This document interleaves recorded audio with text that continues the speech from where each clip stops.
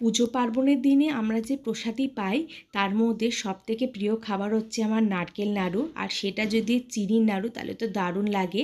তো আজকে মা চিনির নাড়ু বানিয়ে দেখাবে। তো দেখো এখানে মা নারকেল কুড়তে বসে গেছে। এখানে বেশ বড় সাইজেরই মা নারকেল নিয়েছিল।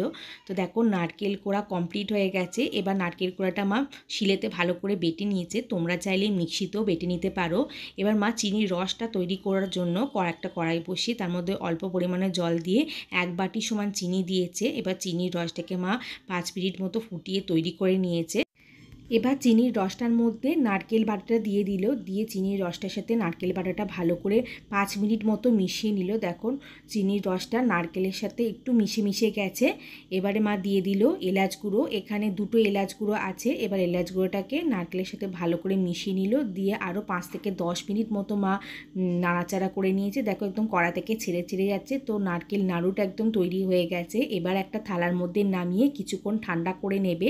তো বেশিক্ষণ ঠান্ডা করলে চলবে না, একটু হালকা হালকা গরম থাকা অবস্থাতেই নারকেল নাড়ুটা তৈরি করে নিতে হবে। দেখো একটু একটু করে নিয়ে মা নারকেলের মতো যেমন মন্ড হয় গোল গোল করে সেভাবে নারকেল নাড়ু তৈরি করে নিল। তো দেখো এইভাবে বানাতে হয়। তো কেমন লাগলো আজকের ভিডিওটা কমেন্ট করে জানিও। ধন্যবাদ।